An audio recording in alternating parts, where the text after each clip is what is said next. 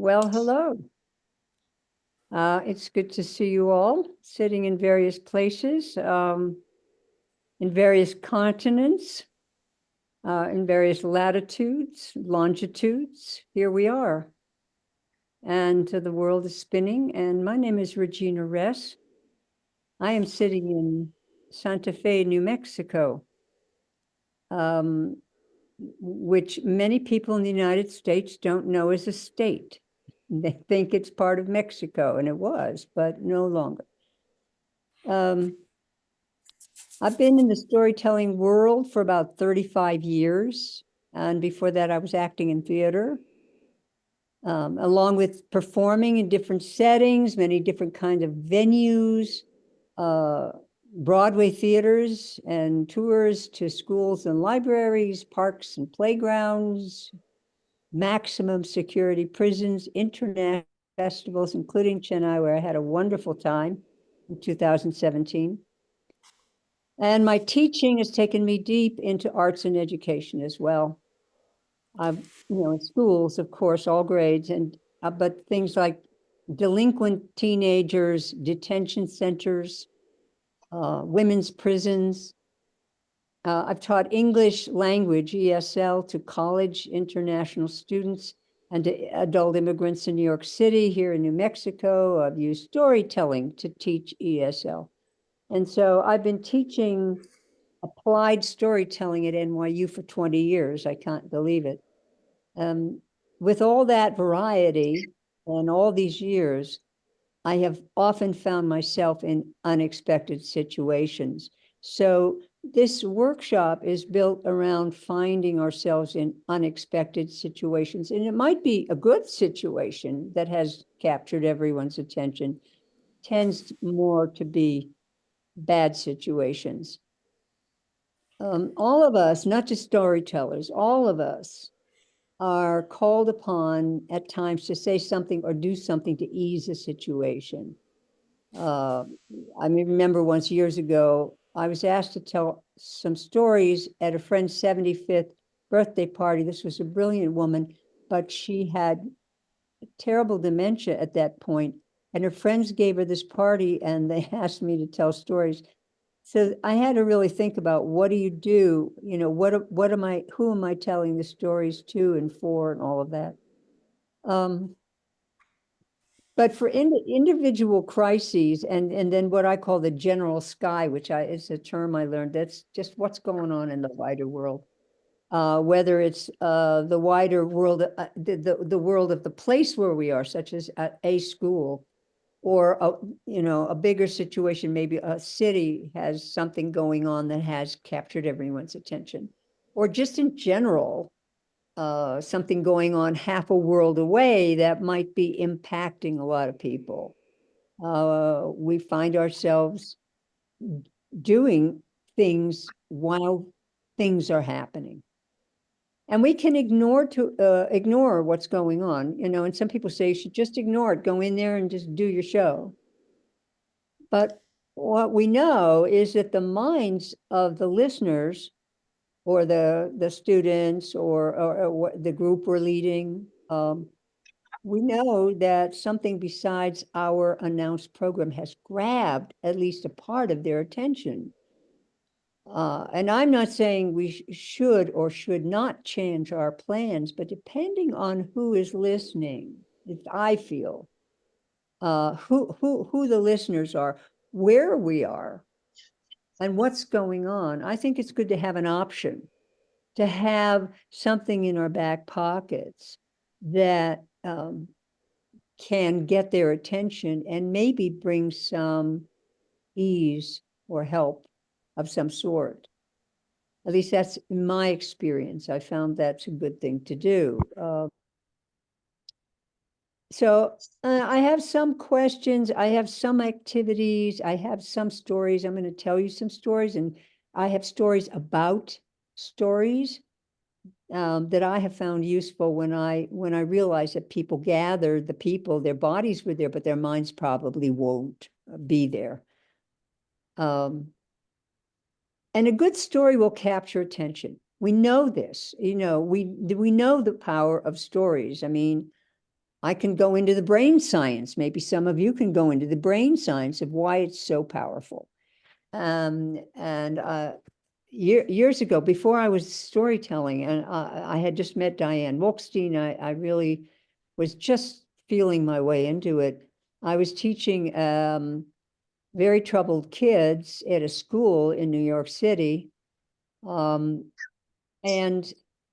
this one particular class, fifth grade, and Diane had given me the book, The Magic Orange Tree. And I read stories to them sometimes, and then I tried just telling stories. And I saw the difference when I put the book down. There's a huge difference when you put the book down, you know. And my joke, and it was only a joke because it was an exaggeration, was before I started telling the story, they were throwing the chairs out the windows. While I was telling the stories, they were totally focused on the story. They were, that state that people get into when they're listening to stories. But as soon as the story was over, they were back throwing the chairs out the windows. So, I saw, even before I began really telling stories, the power of it. And I think that, yes, we can capture attention, but we might want to, depending on the situation, more directly tell the story that is needed on the moment. So that's why I call the workshop storytelling on the moment. Traditional stories and literary stories such as Hans Christian Andersen's give us metaphors, and they can offer images of patience and resilience and survival and all of that. And they can show us the power of individual action, from just simply offering a helping hand to for a friend in a crisis, to offering our help to a whole community in crisis. And that's the beauty of the old stories. They can address the issues without naming the issues. And that to me is I am a big champion of using old stories. I tell personal stories. I've told them since the 1990s, but mainly I was telling the traditional stories. And I like it because they come in indirectly and address what's going on either at the moment or, some issue that you need to maybe address, but not quite directly. And it makes it easier to talk about. You can have a discussion then about the issue without discussing what's really going on, and not get into talking about a situation, but talking about the wider implications. So this being a workshop, I'm hoping you have some stories and activities too that you can suggest, or we'll see how it goes.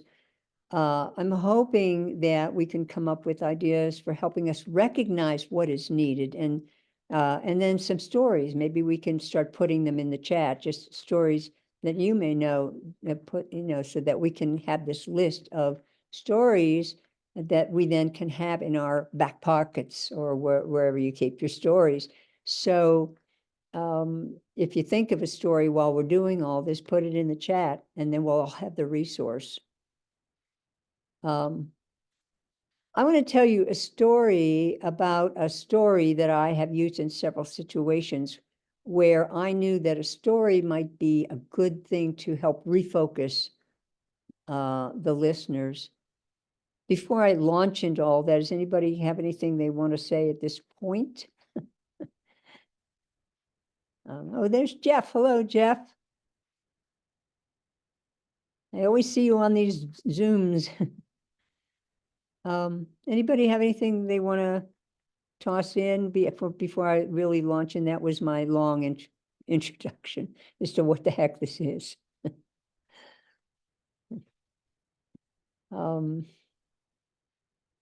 So one of the very first stories I ever told ever told was from Diane Wolkstein's book, The Magic Orange Tree, and other Haitian folk tales. And I love the story. I've always loved the story. It's just a story. It's I'm Topingi, you're Topingi, she's Topingi too, or simply Topingi. And some of you may know that story. It's one of my favorites. So I had been telling it a little bit, and then one day, and then, you know, that's magic words, right? And then one day, you know, something's going to change. In the 1990s, I was working, I was asked to come to a neighborhood in Philadelphia. It's a very distressed neighborhood and felt a lot of problems, you know, drugs, poverty, drugs, a population that had been so put down for so long that they were in trouble. And a friend of mine was running a summer camp, day camp in the neighborhood, at the neighborhood little gathering spot, which was right at the edge of a park. And we used the park, but before the children got there, one of the adults who was running the program would go into the park and pick up all the needles from the drug addicts. So the needles weren't in the park once the kids and we went in there to sit down and have our camp. So that was the kind of neighborhood it was. And I was there a couple summers, just for a few days. So one day, my friend and I, who'd brought me there, we arrived, and there was, you know, some very energy going on, and we discovered that one of the teenage girls who was a counselor had gone missing. So there were the children were grade school children, probably 7, 8, 9-year-olds. But then there were a group of teenage girls from Philadelphia who were on, there was some city money that was paying them a little bit of money to learn how to be camp counselors.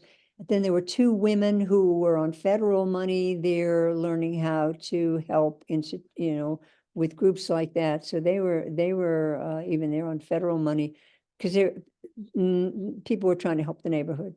So we got there, and one of the teenage girls who were the counselors was gone. And now this was a little girl who'd run away a lot, but she always came back. And she was gone overnight, and there was something happening in her household, and her family got really upset. They thought maybe she'd been abducted, and had all sorts of horrible things going on, including murder. So they actually called the police, which they usually didn't do. So the police were in the little community center. The teenagers were in the community center. The children were in the community center. But everyone was trying to figure out what happened to this girl. And the police were doing their police thing, and they were interviewing all these people from the neighborhood. The teenagers were talking to each other, and they were trying to figure out where that girl was. And people had looked in where she usually ran away to, but she wasn't. So there was something different about this. So I was then given the task of taking all the little kids and trying to keep them busy and happy. And we did art projects and whatever. And in the meantime, the neighbors, the 2 adults, women, and then the teenagers were trying to figure out where the girl was. The cops were doing the cop thing. The neighborhood was doing the neighborhood thing. I was keeping the little kids amused. And then they found the girl, and she had run away, but she had found a new place to go. So it was okay. But this was like 3 hours into this, and people were pretty upset. So we had finally a morning meeting, and they were trying to get the kids together and get them refocused, get everybody refocused and get back to normal day camp. So I said, well, how about if I tell a story? I have a story that, might be a good story. And I knew it, but subconsciously, because I hadn't really thought it through. And of course, what I told was this story to Pingy. And I bet some of you know Topingi, but here's a short version of the story, one of my all-time favorite stories. There was a little girl, her name was Topingi. She lived with her stepmother. And her stepmother was one of those mean stepmothers from stories. She made Topingi do all the work. She didn't give her enough food. She wasn't very nice. Well, one day, when Topingi was at school, the stepmother was cooking little candies to sell in the market, and her fire went out. In Haiti, that meant she ran out. Now, normally, she would send Topingi out to get the wood, but Topingi wasn't home, right? She was at school. So the stepmother had to go out all by herself, and you can't just leave sweets. This was how she made her living. So she had to go finish making the candy, essentially. And she walked and walked and walked, because it was there weren't any trees around, and it'd all been cut down. And she walked and walked, and then she came to a place and there was wood. So being the greedy sort she was piling it up, piling it up, piling it up. And she had this big pile of wood, and she did not want to carry it home.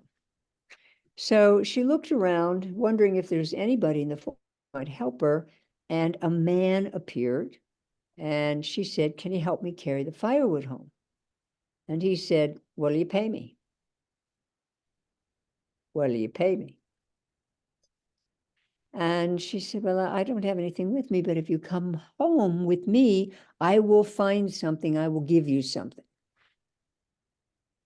So he carried it home for her, and he set it down in front of the door, and he put his hand out and he said, "Okay, what do you pay me? Pay me." "Well, I'm very poor," she said. I don't have any money, but I'll tell you what, I'll give you a servant.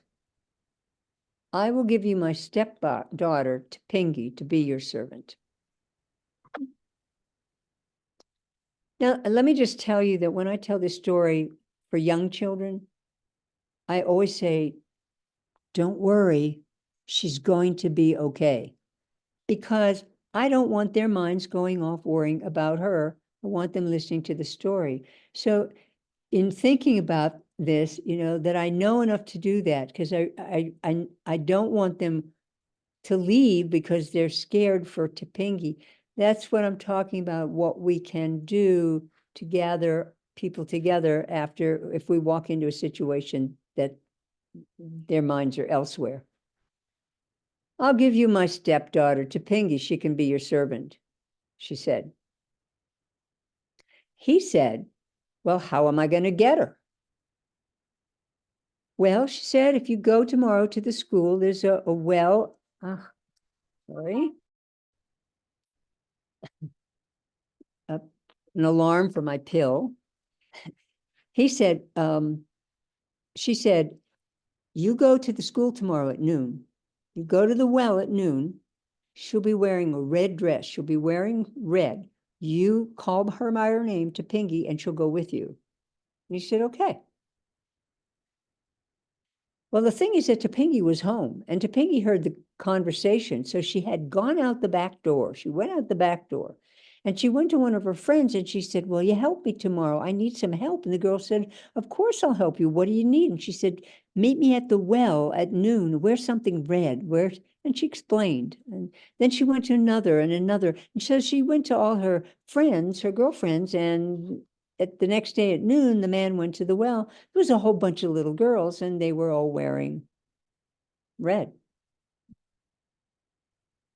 And he looked and he said, "Which one of you is Topingi?" And the first little girl said, "I'm Topingi." The second little girl said, "She's Topingi." And third little girl said, "We're Topingi too." And he said, "Which one of you is Topingi?"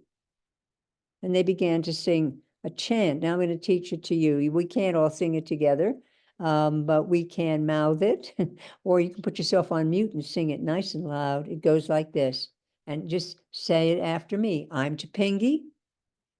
She's Topingi. We're Topingi too. And we do that 3 times. So it's I'm Topingi, she's Topingi, we're Topingi too. I'm Topingi, she's Topingi, we're Topingi too. I'm Topingi, she's Topingi, we're Topingi too.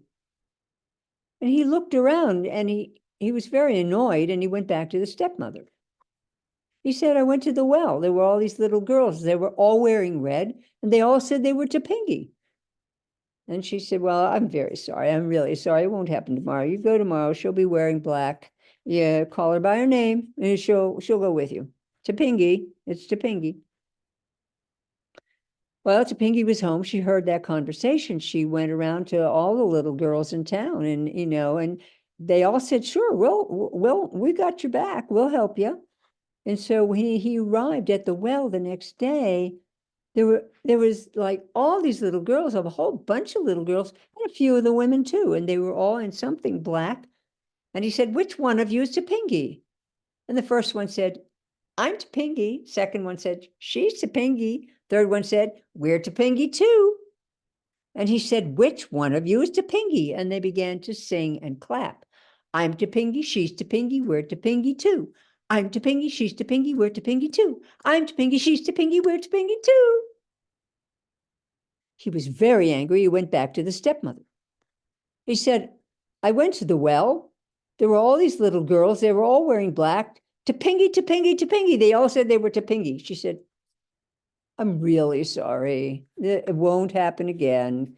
You go tomorrow. She'll be there. She'll be wearing red. She only has 2 dresses. And you call her by her name. She'll go with you tomorrow. So Topingi heard the conversation and she went out. She got all the little girls all on board again for the next day, but she thought, I know a lot of the boys. So she went around and she asked, will you help me?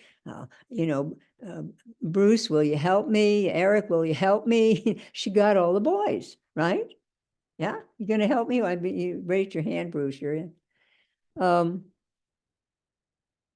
So he went the next day and the whole town was there. The whole town was there. And they all had something red on. I think it was Red Day. Yeah. Which one of you is Topingi? I'm Topingi, she's Topingi, we're Topingi too. I'm Topingi, she's Topingi, we're Topingi too. I'm Topingi, she's Topingi. Oh, he was so angry. He was so angry. So then I always ask, what do you think he did? And it's very interesting because somebody always said he took them all. And I said, no, it's, and that'd be too much work. He went back to the stepmother, of course, and he took her to be his servant. So then the question is, what did Topinki do? She was a little girl and she was all by herself. Was she okay? And very quickly, the listeners figure out, yeah, she was fine because she wasn't alone. She lived very well in that house and she had the help of her whole community. So that's that story. And a short and non-dramatic, particularly dramatic version. But when I told it to that group in Philadelphia, let's go back to Philly now. They'd been so upset. They'd been so ragged. This had been going on for hours with them, and they were trying to find this girl. Had she been abducted? Had she been murdered, etc.? And what they heard with this story was the power of community to help, how we help each other. And while I was telling it, as I was telling it, I saw the 2 women from the community. They sat up a little straighter. They started nodding at each other. Yeah, oh yeah, oh yeah, oh yeah. They heard themselves. They heard a story about themselves, what they'd been doing, but so did the teenagers. The teenagers got it too. It's like they had all found the girl. The cops didn't find the girl. The community found the girl. So I didn't have to talk to them about what a wonderful thing they had done. I told that story, and they were the heroes in that story. And I thought a long time about all that after, because I was just a newbie to storytelling. But then the second time I used that story was after 9/11. You know, I would tell it places, but I'm talking about using it. 9/11 was a Tuesday. That Friday, I was asked to go into a school. So I live in Lower Manhattan, a mile and a half north of Ground Zero. And so what I witnessed and was part of was the response. I saw the neighborhood come out and start doing things immediately. Of course, some people went down there, but that's not everybody's job to go down there into the charnel ground, literally. But people were organizing things. People were, you know, helping the cops and helping the police and helping the firemen and whatever. I witnessed all that, right? So that Friday, I had been scheduled to substitute teach in a private school in our neighborhood. And they called me up and they said, we're opening. So that's 3 days after that attack. They said, we're opening for the community. It will run it like school, but it's really, we're opening. We had 3 parents who are missing in the buildings. We don't know, but we want the kids to know they can come here. They have a place to come, and any adults who want to too. So would you come in? Because one of the teachers was out of town. So I said, of course I'll come in. So there we were 3 days after. And everybody knew me in the school because I had been telling stories at assemblies, and then I had been subbing there for a year or so. So they knew me. And so I was part of the community. And I had the 7th and 8th grade English classes, and these kids came in. And these were the private school kids. They came in with teddy bears, a lot of them. And so I came in with Topingi because I thought this is it, but I didn't know how it was until I used it. I told the story. And when I finished telling that story, I said to them, why do you think I told you that story? And 7th and 8th graders, they knew. Somebody always figured it out real fast, because that's what we've been doing, they said. We've been out helping. And so I said, what have you been doing? And they told us, all of us, what they'd been doing. For example, and this is the one I remember, one of the boys said he and his mother had big plastic garbage bags, you know, the big ones. And they went out because the trash bins, the trash cans on the corners, where if you're walking on the street and you've got a sandwich bag and it's, you know, you throw it away, you threw it in there. So not the apartment building garbage, but the trash bins, and they were all overflowing because the sanitation department was down at Ground Zero helping. And so that boy and his mother went out and picked up the trash, bagged up the trash.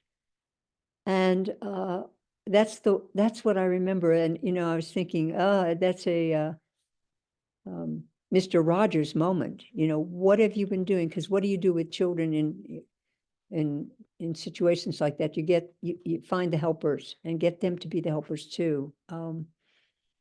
So Topingi, you know, was the perfect story because all the neighborhood came together to help her. So then, you know, what are we doing to help? And it was, the kids loved it. They loved the story, and they loved telling each other what they'd been doing.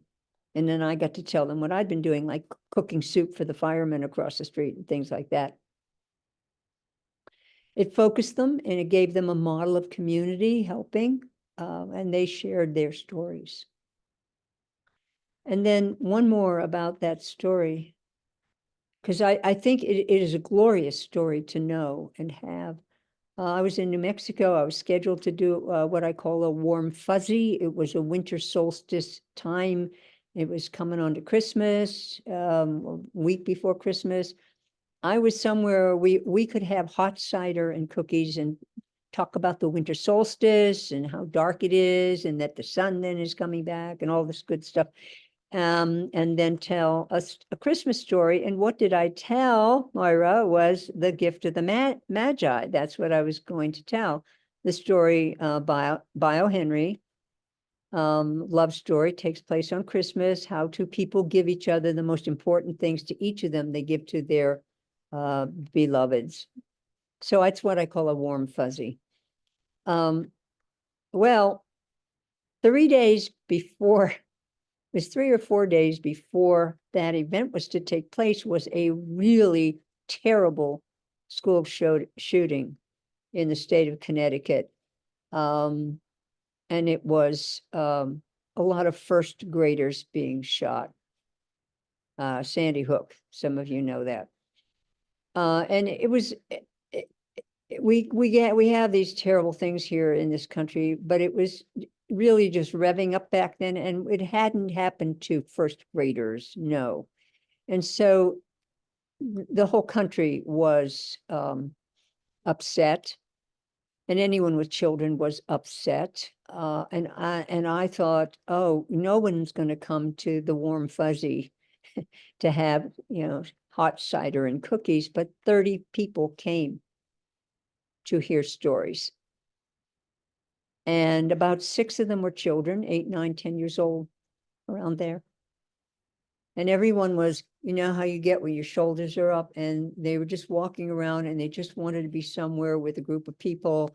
And so I shortened my whole spiel about the winter solstice, which I know a lot about, and I did not mention this school shooting, but what I said was, this very dark time of year. The winter solstice in North America, it's dark. It gets really dark here at that time of year. I said, this is a very dark time of year. This has been a particularly dark few days. That's all I said. The adults knew what I was talking about without mentioning it. Then I said, let's bring in some love and light.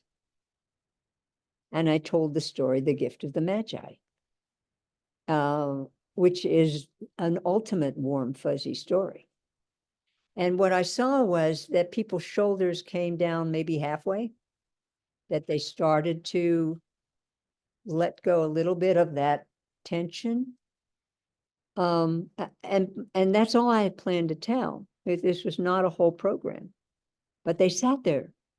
They wanted another story. I asked them, would you like another story? Everybody nodded. No one was in a hurry to get up and go out into the real world again, you see. So I told Topingi. That hadn't been planned. I told Topingi. And the children were having a great time with the chant, I'm Topingi, and they were tricking the guy, and the children were having a great time.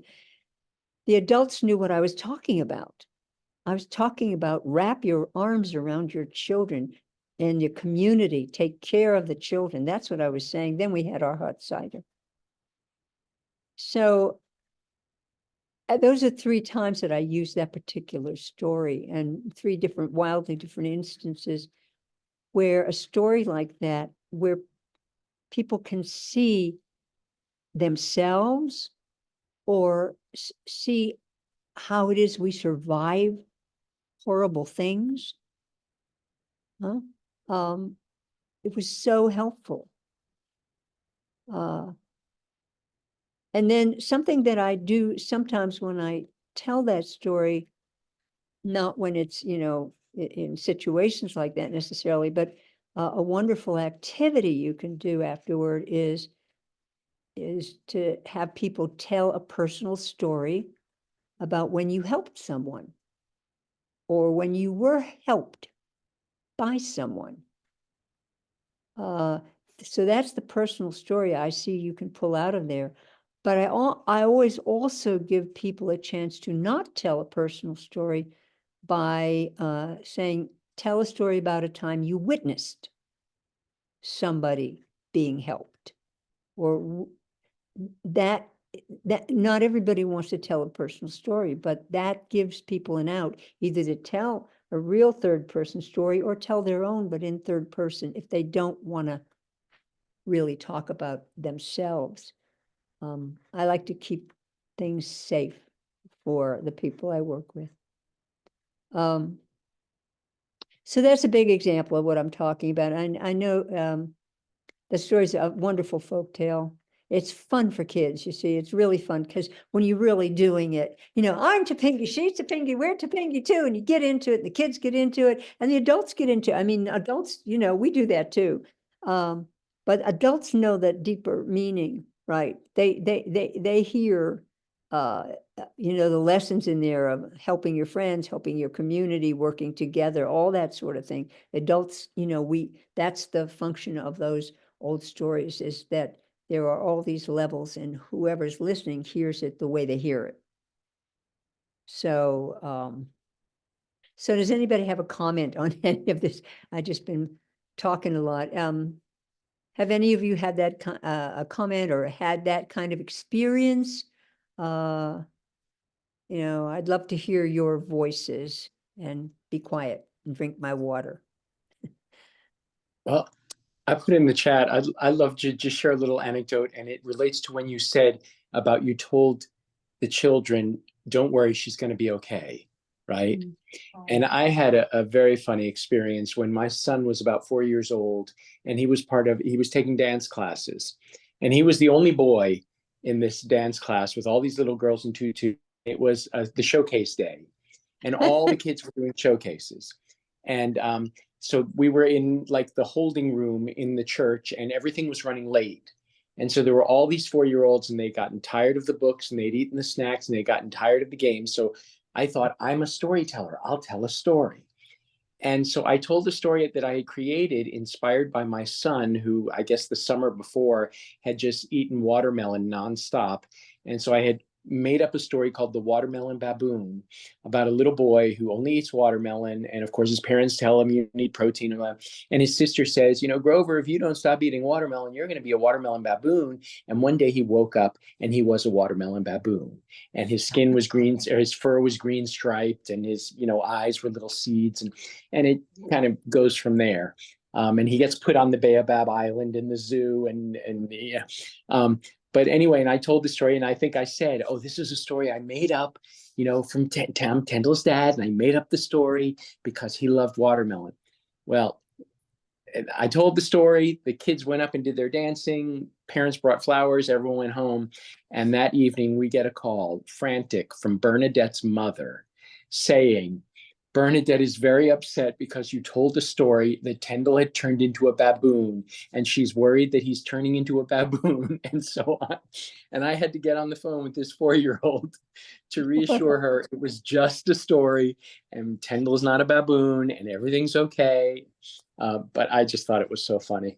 But it was a storytelling on the moment, kind of what you're talking about. Unexpected. I'm just going to tell a story, and I did not take the right precautions. Yeah. Well, I think it's really, really important because, it's especially with the little ones, right? They're going to take it literally. At least you didn't have them turning into, Franz Kafka's cockroach. But yeah, so I try, when I'm working with folks, especially little kids, because they will take it literally. And there are some stories that everybody else thinks is hilarious, and there'll be one child that bursts into tears, right?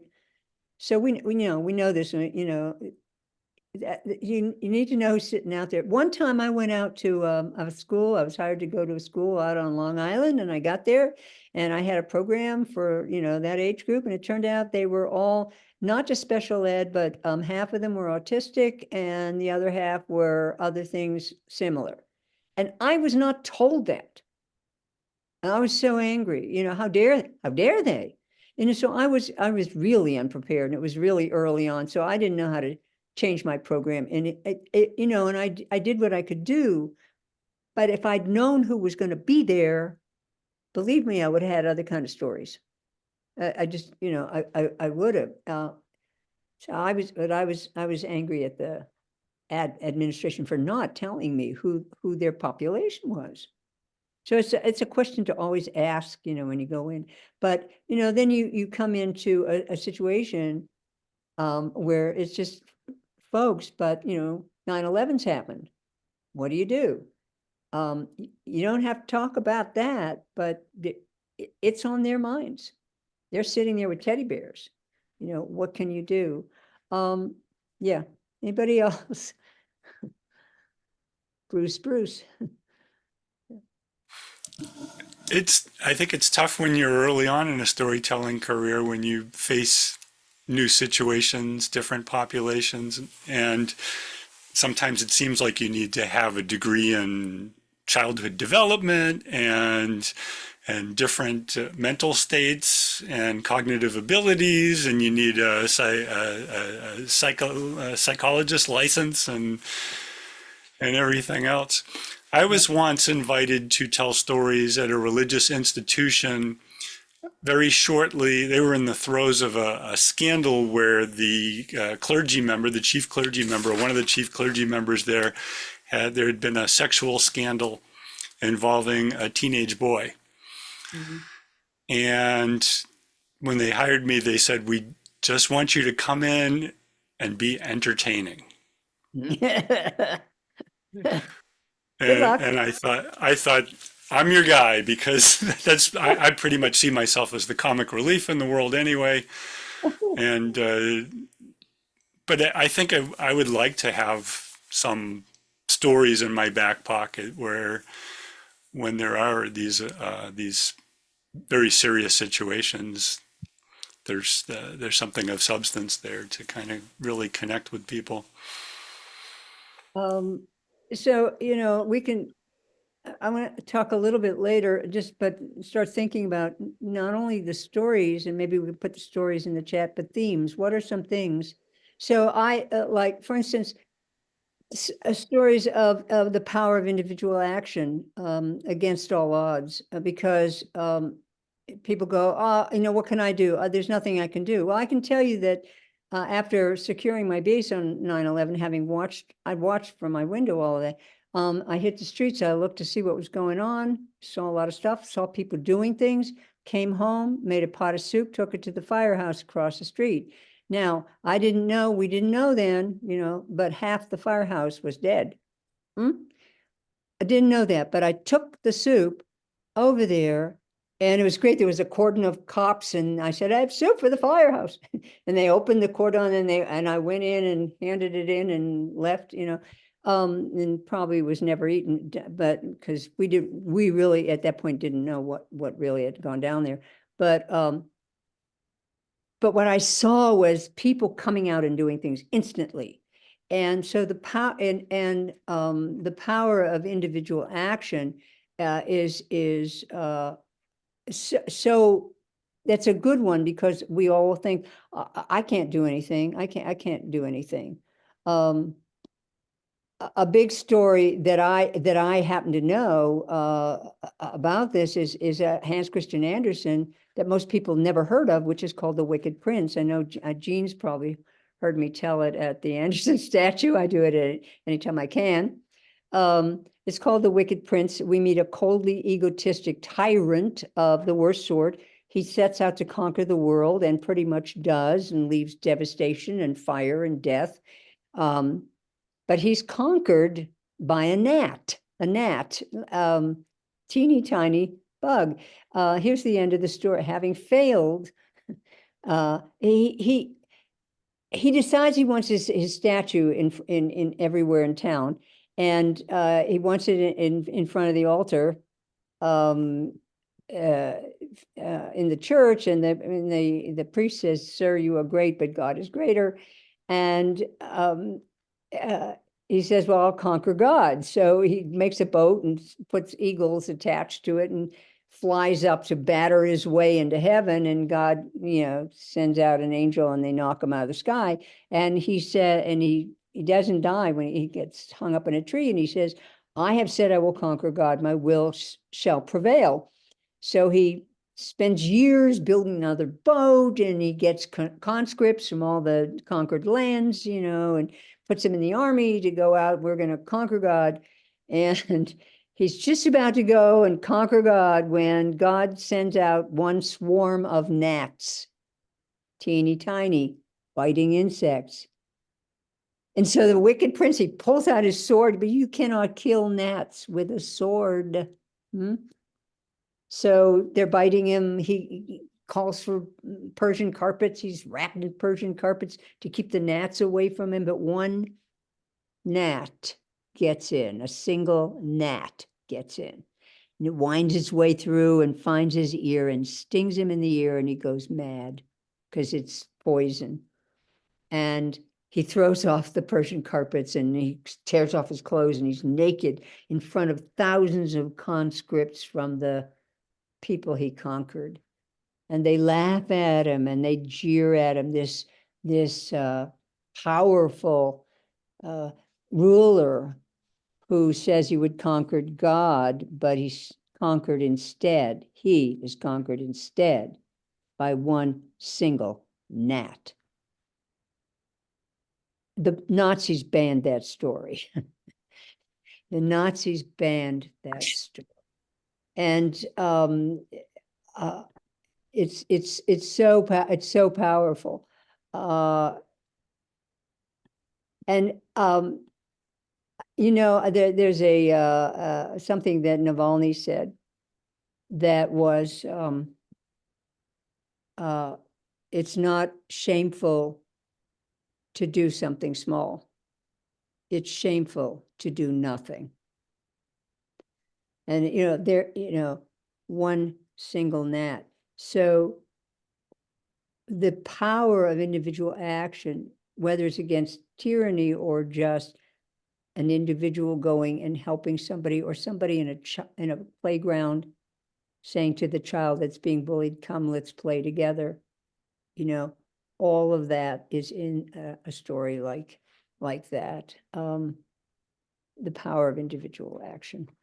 And it makes me think of stories like the little bird. I think it's a story from India. The little bird, there's a forest fire, and the bird goes and dips his wings in the river and sprinkles and goes back and sprinkles, and he's trying to pull out the fire, and he's this tiny little bird, and the gods, or a god, see him and said, "What are you doing? You can't put out a fire like that by yourself." And he says, "I'm going to try. I have to try." And so the gods say, "Well, maybe we should too." And they send the rain clouds, and the rain puts out the fire. Another story like that is the little bird, and the elephant finds the bird, and the bird's lying on his back with his teeny tiny little feet up in the air. And the elephant says, "What are you doing?" And he says, "Well, I've heard that the sky's going to fall down today, and I'm trying to hold it up." And the elephant, laughs at him. He says, "Well, what do you think? You can't do that. You can't possibly do that with your tiny little feet, hold up the sky." And the bird says, "Well, we all have to do what we can do. This is what I can do." So I'm sure there are stories like that all over of how useful and wonderful it is. Whatever you do, even if it's just you and it's something little. Make a pot of soup for your neighbor who's sick, right? I can't stop the world, but I can help one person. So that's another kind of story that that can also be used, in situations like this. So anybody want to say anything at this point? I have another, and then I have some activities for us to do around another story. Yeah. Regina, one of the versions is told by Rafe Martin, and it's The Brave Little Parrot, and there's Yes. a love book that was made. Yes. Yes. Yes, I know that's the version, and that's the parrot putting the fire out with the water. Yeah. Yes, it's an old story. And so yeah, I think probably originally from India. I'm not sure. Anybody know, or know other stories like that? So because Well, yeah. Go I was on. going to say another one that comes to mind about individual action is an Hispanic story. I can't remember exactly where it's from in the Spanish-speaking world, but El Chivo de los Montes y las Montañas, the goat of the mountains and the hills. And it's about a goat that terrorizes a family and eats the vegetables and scares the father and scares the mother and scares the soldier. And then a little ant comes and says, I will deal with it. And the ant bites the goat. So it's a similar thing like the gnat, the power of the tiny little one. And it scares off the. Right. Right. Yeah. Moira. What comes to my mind is that very famous story about the little boy who throws the starfish back into the sea, which have been um, carried on the beach by the huge waves, and an adult comes by and says, don't you see, that's nonsense, you know, there are hundreds and thousands of them, it doesn't make a difference. And he said, well, for this one it does make a difference. Yes. I love that one. I love that one. Yes. Mm. Yeah. Anybody else?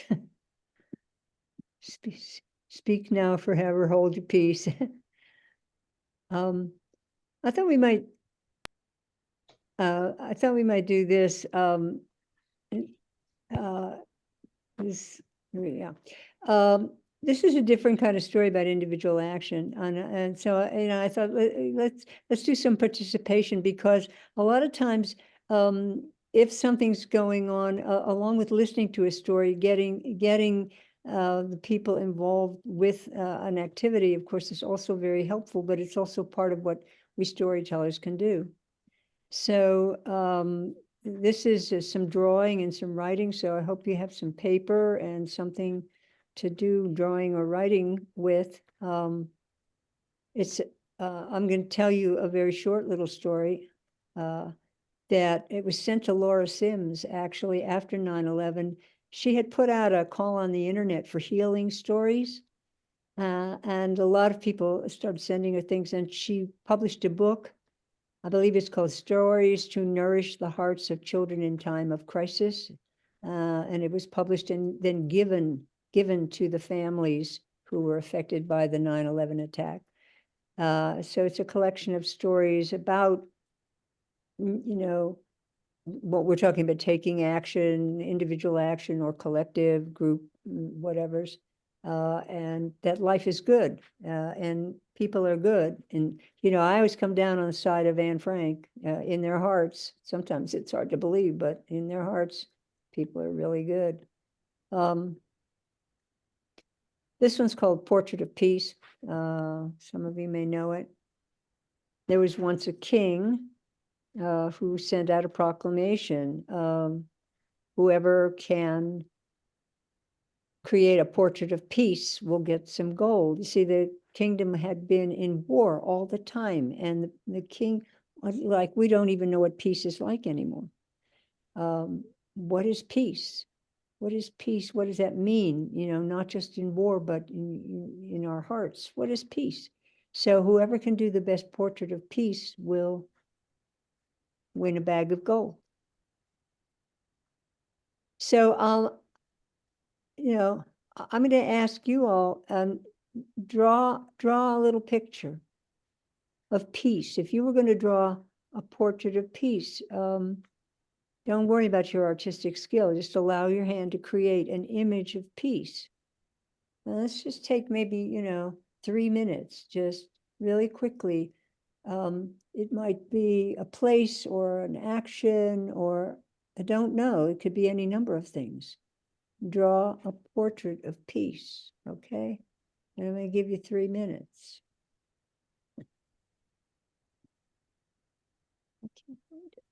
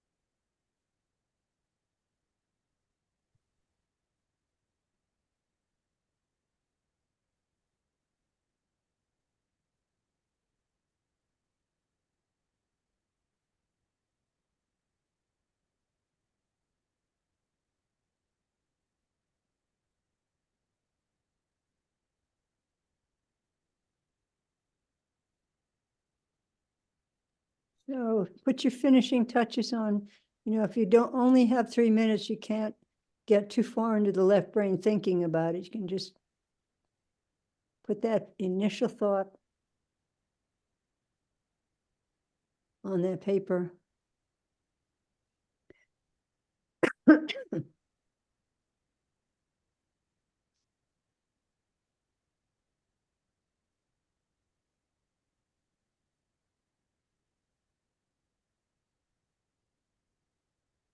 And then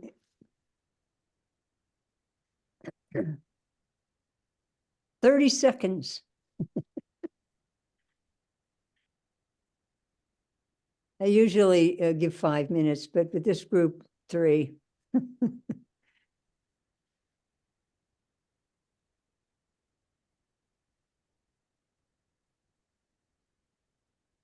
So I'm wondering if we hold up, our image, I don't have it because I had to go cough. But if we hold up the image, we could see them. If you want to show us your image, maybe we could all see what we've got on there. It's kind of hard, maybe. Yeah. Oh, I see a baby. Yeah, it's if you did it in pencil, we're not going to really be able to see it.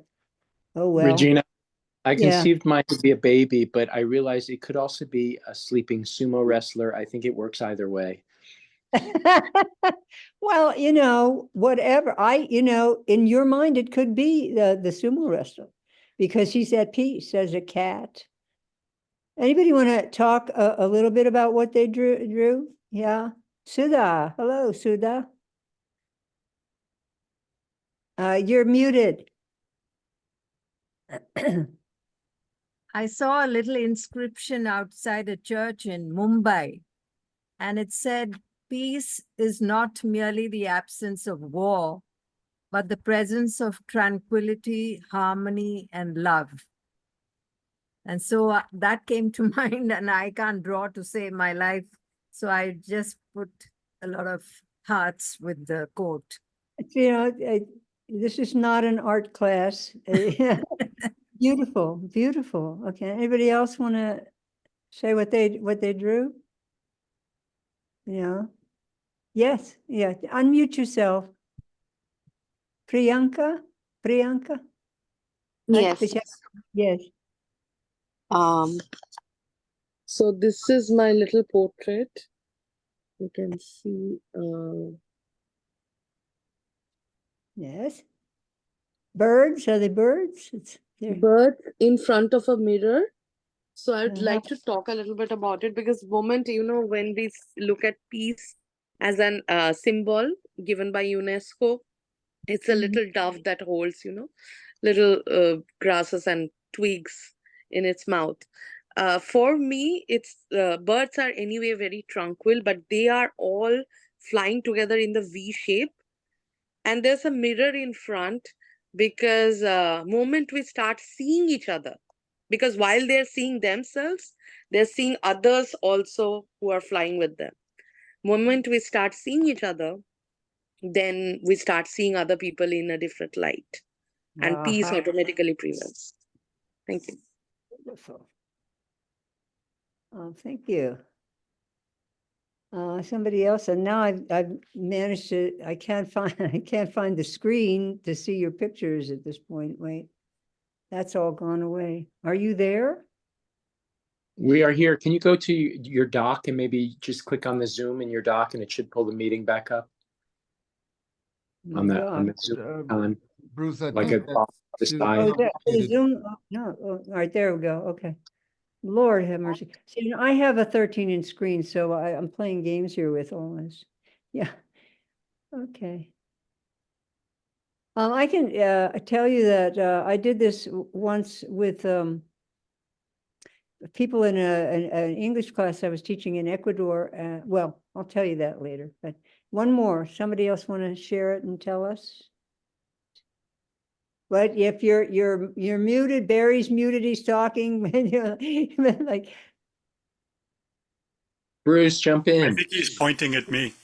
oh, okay. I did two. One was a sunset over the ocean, Oh, no, which I yeah. think Oh, yeah. really induces tranquility Mhm. and a peaceful feeling, just being there at the end of a day and the contemplating all the celestial motion that entails. And the other one was trying to capture a cat, not very well, but that when your cat sits across the room from you and looks at you with the slow blink, the almost closed eyes, just that kind of look of love that says, yeah, I own you, but I kind of like you too, So was just our animals, our sunsets, hearts, Let me tell you what the story says. A lot of artists tried, many artists tried, of course, and finally the king was eliminating, yes, this is wonderful, but no, not this. And there were two finalists, and one was a picture of a lake, very calm lake, green mountains with trees and flowers on the mountains, a blue sky, but with little tiny clouds, puffy little clouds. I mean, it was this perfect portrait of peace, right? The other finalist was also a lake, but it was very riled up. It was not a calm lake. The sky was dark. There was lightning in the sky. The mountains were rocky and jagged.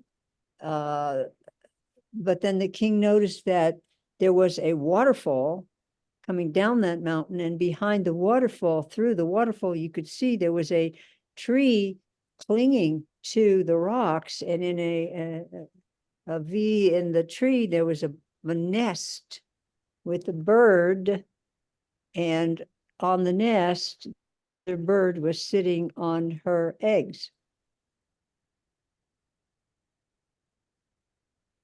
Perfectly peaceful.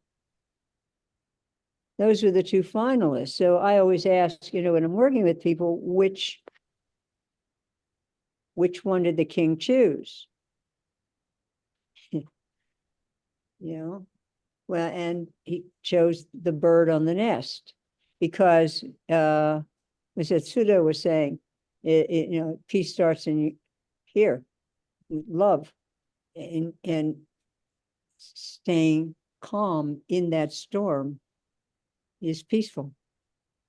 That was the story. And when I did this with these in Ecuador, there were about 6 of them. 5 of the 6 drew, it was so interesting to me, drew pictures.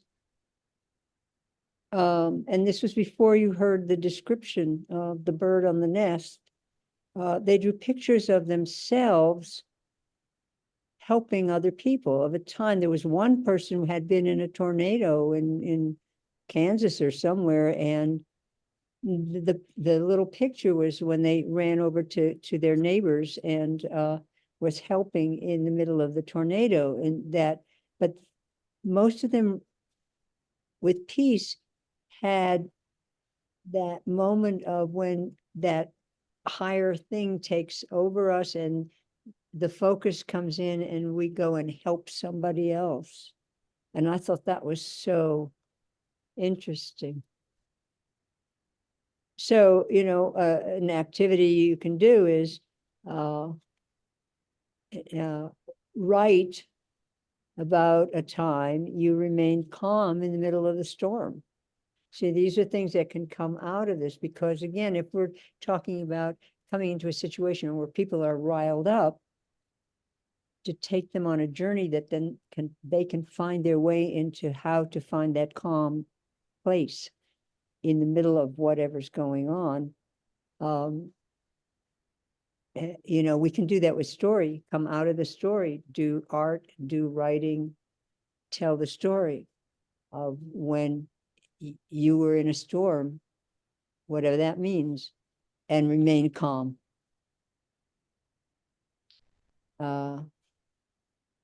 So I don't think we have time to do that writing, but, you know, does anybody want to tell us a little story about finding peace in the middle of the maelstrom?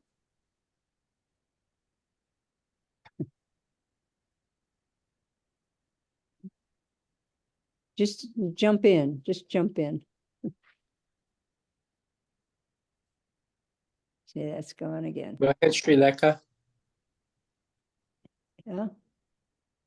I can't see you. Yeah, I can't see you again. I don't know what's going on with my screen, so I'm going to give it up. Somebody want Sri to say Lekha has something? her hand up, but you have to unmute if you want to speak. And Sudha also has her hand up. Okay. All right. Sudha, why don't you go ahead? Yeah, Sudha, go ahead. Now I can see you again. It's driving me crazy. Sudha, you're muted. A few months ago, I was with my sister-in-law, and she had been feeling ill for a while. And then she seemed to have what was like a panic attack. Mm. I didn't know if she was heading for a heart attack or what, but she was just, totally, she didn't know what was happening to her. She was completely restless, and it was late in the night. So we had to stay completely centered and think of what needed to be done, get a doctor. It was nighttime. It was difficult to get a doctor to come home. So we had to do that, make sure there was no immediate emergency, and calm the patient down. And then, say our prayers, saying that the night will pass off peacefully. So that's something that, and it was only my Reiki and my faith that helped me stay centered and focused at that moment. Though I was very scared that, anxious that nothing should happen. But the thing is, Regina, within 2 weeks, she got the terrible news that her second son had just dropped dead on a holiday in Kenya. I don't know if this was a premonition or what, but that's the story. That's a story. Wow. That's quite a story. So coming, what thoughts come sparked out of our stories? Yeah, when I've done this workshop before, it's really been like 3 hours, and there's so many ways to go with this. I'm just giving some suggestions, some thoughts to all of us. Does anybody have thoughts about other stories? I mean, I have lists of stories that are suddenly can be brought out, for things like this. Does anybody have any stories in the, I'm looking in the chat. I haven't looked in the chat.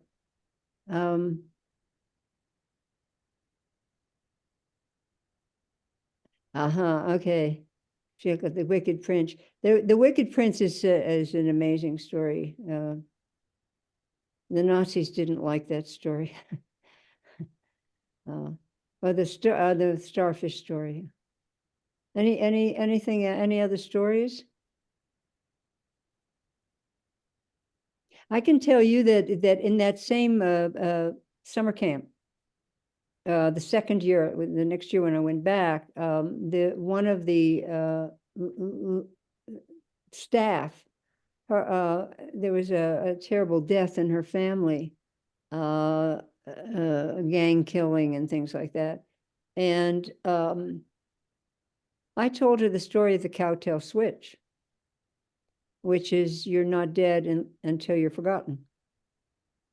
And it's just beautiful. It's beautiful from West Africa.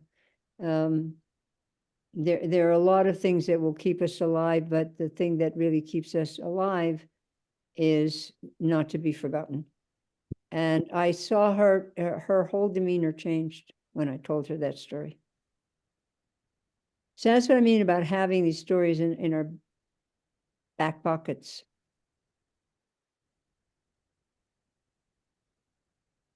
The cowtail cow. Because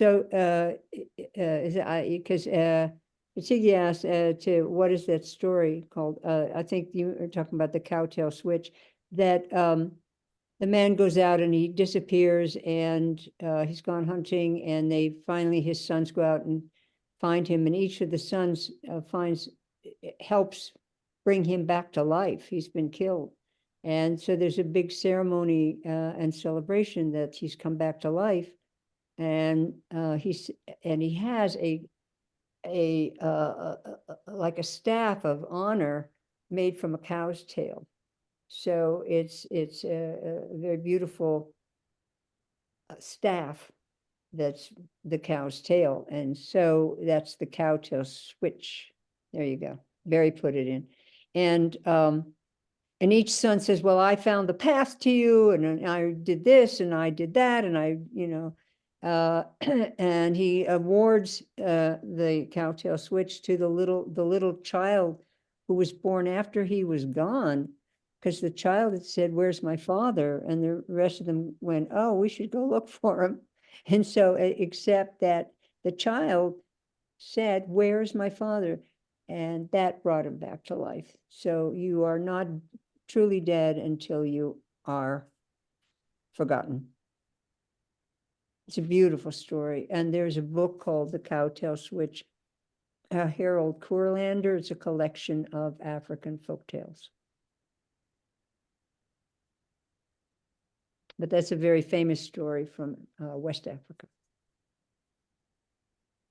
Yeah, there's Brave Little Parrot. Any other? Yeah. Well, I mentioned a story about death, and I know I first learned of it when I think here at this festival, maybe 2 years ago, when Rebecca Lemaire, I think, did a workshop on stories and death. And it's Death in a Nutshell. Are folks familiar with that one? Moira's saying yes. But it's basically there's a boy who lives by the sea, and his mother is ill, and he's worried about her, and he sees death, like, the figure, the shrouded figure of death coming along, and he somehow, I can't remember the mechanics, but he somehow gets death into a nutshell and seals it up. And so then his mother does not die, but nothing dies. And they don't have food, they can't harvest things, and so on. And finally, his mother says, why is this going on? And he explains that he has death in a nutshell. And she explains, no, you have to let death out, because death is part of it. And he lets death out, and death allows his mother to live a while longer. But a great story about how death is so integral to everything. Right. Stories are so, they're so important. The old stories are so important because they teach us how to live.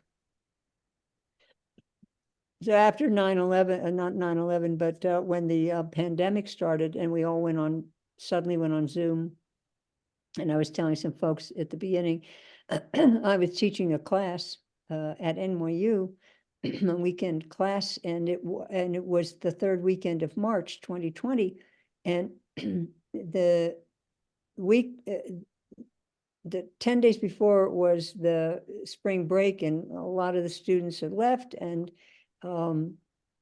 the school had said, if you leave, you may not, the country, you may not get back, but nobody really knew. It was chaos. It was March 2020.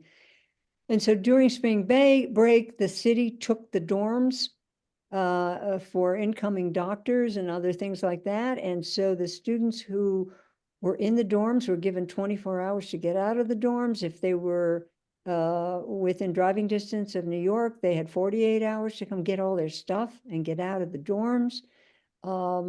It was horrendous. And my class was 5 days after the end of spring break. And so I had to figure out time zones. Two of them were, one was in Taiwan, one was in China, one was in Honolulu, and the rest of us were spread around the country.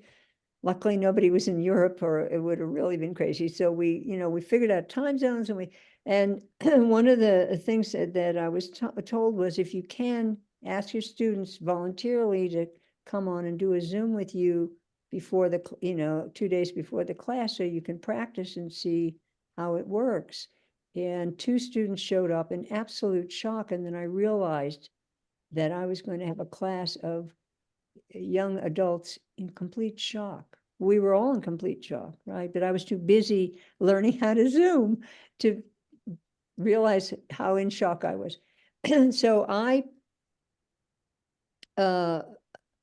adjusted what we were doing big time, not just for the Zoom, but because I realized that these students, some of them were seriously in shock.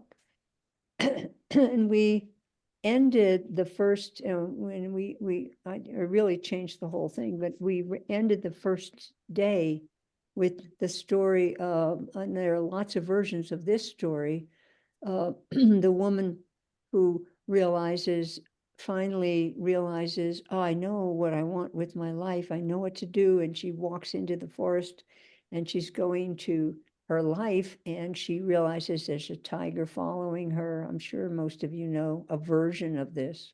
The tiger's following her, and she walks faster, and the tiger is walking faster, and she starts to run, and the tiger's running after her, and she comes to a well, and the only thing to do is jump because the tiger's there.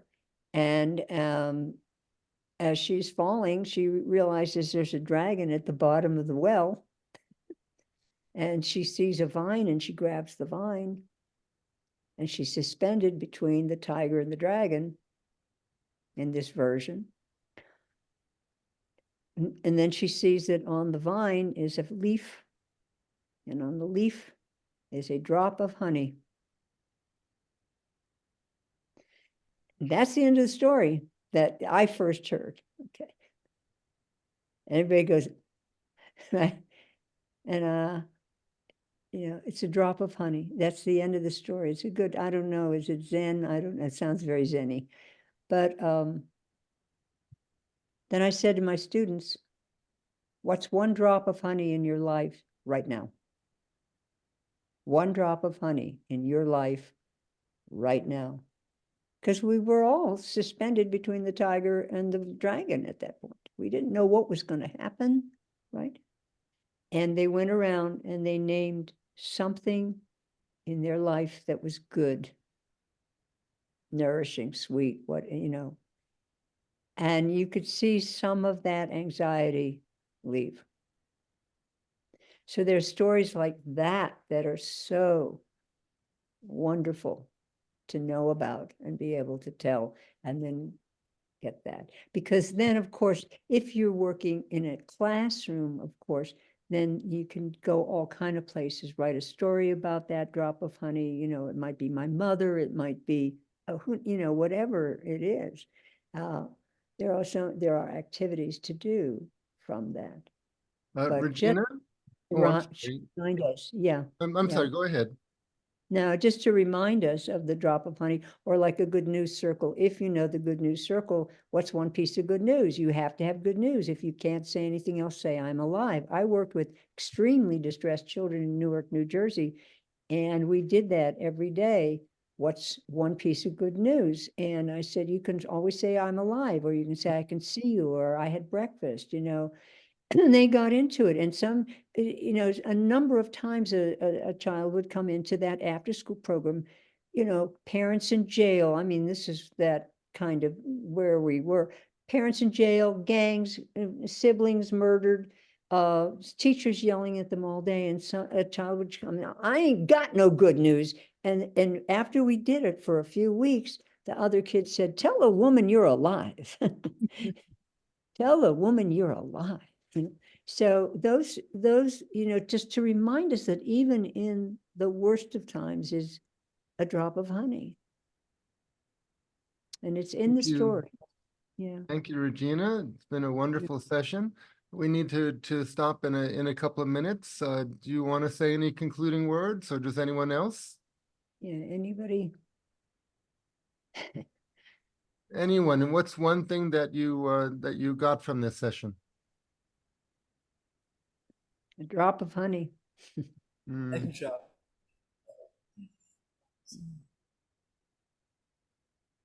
Oh, look. Well, thinking about the power of story in difficult times and difficult moments, and the role we can play. And how healing story can be. Yeah. Moira? Yeah, what I got away, I took a lot of notes, which I'll read again when I'll be awake. So I have a lot of takeaway, and I plan to get myself some kind of repertoire of stories which are really applicable in many situations, and not long and elaborate ones, but those who can be used like you did, Regina. So got a lot of inspiration, and thank you for that. Thank you.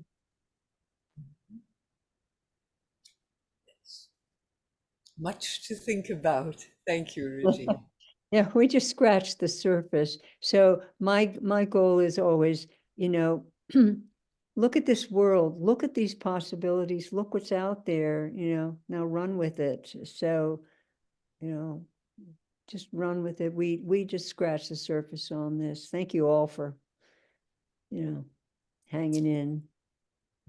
Learn to pingy. It's the best one. Any age. Any moment, and it doesn't have to be in a fraught time. Of course, it doesn't have to be, but boy, does that story work. It really works. Another takeaway that I have is you're posing a question to the audience after the story to kind of put them in it. It's not like that abhorrible practice of tacking a moral onto the end of a story. It's much more direct and personal. Yeah, and hammers things home without hitting people over the head. I like that. Thank you. I think there's a huge bank of stories if you know where to look, a story for every situation that can make life a little better for somebody. Yeah. Yeah. Well, they're powerful. They're powerful and healing. Well, and while I agree with everything people are saying, I think it's equally important because I've got a large collection of stories for those situations, but it's also important to remember that it's oftentimes equally important to provide an escape story. Sometimes you need to let people just escape from the awfulness of the situation and give them that chance to recharge and recharge. So don't forget the importance of telling a regular story that allows them to step out of the situation for a few minutes to recoup. Yes. A balance between the two, I think, is very important. Yes.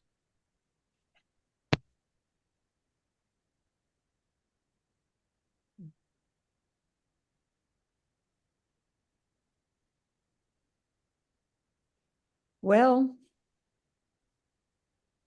hi, Chennai. Okay, thank you very much, Regina. That was wonderful. Okay, thank you.